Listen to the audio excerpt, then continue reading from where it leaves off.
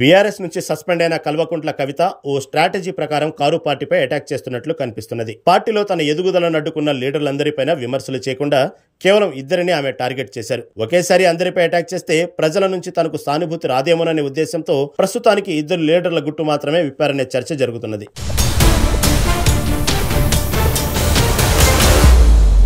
కవిత లిస్టులో ఇంకెంతమంది ఉన్నారు అనే ప్రశ్న ప్రకంపనలు రేపుతోంది. మున్ముందు చాలా మంది కథలు ఉన్నాయంటూ హెచ్చరించారు.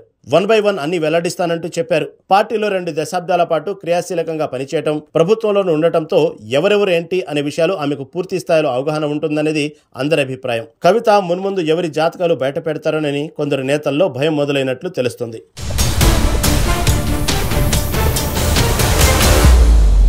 అయితే కవిత తన తండ్రి కేసీఆర్, అన్న కేటీఆర్లపై ఎలాంటి విమర్శలు చేయలేదు. పైగా పలువురితో జాగ్రత్తగా ఉండాలంటూ తన అన్నను అలర్ట్ చేశారు. దీన్ని బట్టి చూస్తే కేటీఆర్ విషయంలో ఆమె పాజిటివ్ గా ఉన్నారా, లేక ప్రస్తుతానికి ఆయన జోలికి వెళ్లొద్దని అనుకున్నారా అనే చర్చ జరుగుతున్నది. ఒకవేళ కవితకు కేటీఆర్ నుంచి పూర్తి స్థాయిలో సపోర్ట్ ఉంటే ఆమెకు వ్యతిరేకంగా పార్టీలో జరిగిన వ్యవహారాలను ఆయన ఎందుకు కట్టడి చేయలేకపోయారు అనే ప్రశ్న కూడా లేకపోలేదు. తన నేతకు జరిగిన అవమానం విషయంలో కేటీఆర్ పాత్ర సైతం ఉందని, టైం చూసుకుని కేటీఆర్ గుట్టు విప్పేందుకు తమ లీడర్ రెడీగా ఉన్నారని కవిత అనుచరులు చెబుతున్నారు.